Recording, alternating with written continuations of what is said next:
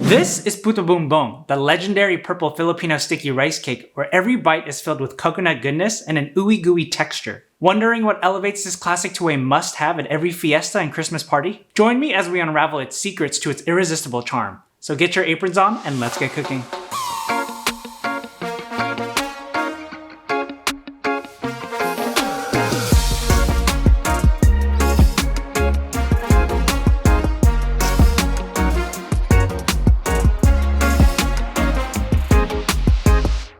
If you're new to the channel, I'm Geronimo, and I'm a professional chef and product designer in the San Francisco Bay Area.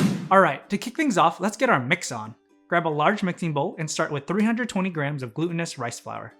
Next, in goes 60 grams of purple sweet potato powder. Traditionally, we use purple sticky rice or ube powder, but today we're using purple sweet potato powder because it's more colorful, nutritious, and accessible. I'll leave a link down in the description for you to grab some. Now, sprinkle in 50 grams of coconut sugar for a little bit of caramel sweetness. Whisk that all together until well distributed. And then pour in 1.5 cups of coconut milk gradually. We're looking for a sticky dough consistency, so take your time with this step. We want the dough to be sticky but manageable. Now cover the dough and let it rest for 30 to 60 minutes. This rest is crucial. It lets the flavors meld and ensures our Puto Bumbong turns out soft and full of flavor. While the dough gets its beauty rest, let's prep our banana leaves. These aren't just for show. They're going to wrap our Puto Bumbong, giving it an amazing aroma and that authentic touch. So grab some scissors and start cutting the banana leaves into squares, just big enough to snugly wrap our dough logs. But wait, here's a pro tip. After rinsing and drying the banana leaves, run them over an open flame or high heat for a few seconds. This little trick makes them more pliable and releases their incredible fragrance. Alright, with the dough nice and rested, it's time to shape them into logs. Think about the size of your finger, that's what we're aiming for. Not too big, not too small, just right for the perfect bite. Once shaped, grab a banana leaf square and grease it with melted coconut oil to prevent a sticky situation when we unwrap them later. Place the formed logs on the banana leaf center, and you can wrap 4 logs next to each other, then wrap them up like a little present. Do the same with the rest of the dough, and now we have all our little packages ready for some steaming.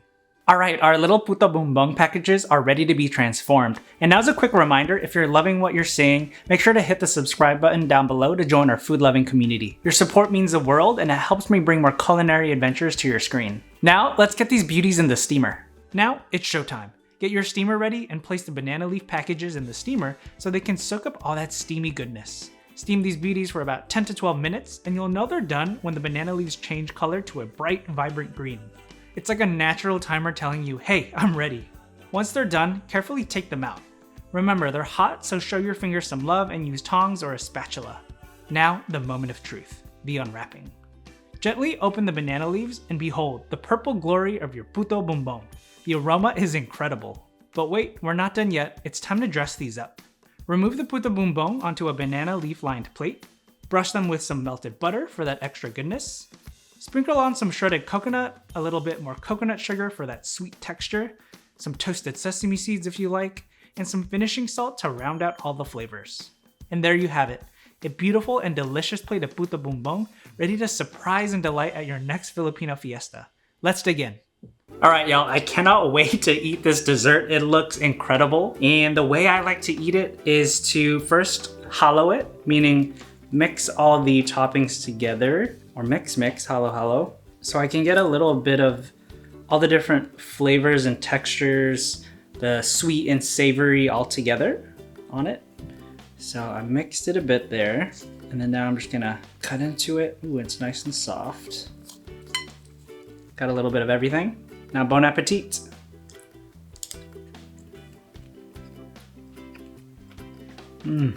Wow. But it's nice and soft and chewy and moist. It's kind of addictive. It's making me want to bite into it some more. Sticky rice does that to me.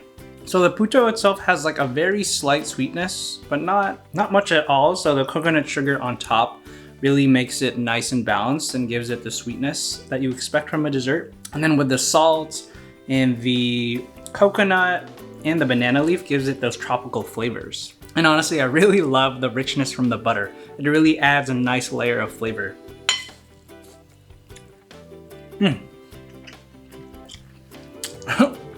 This is delicious.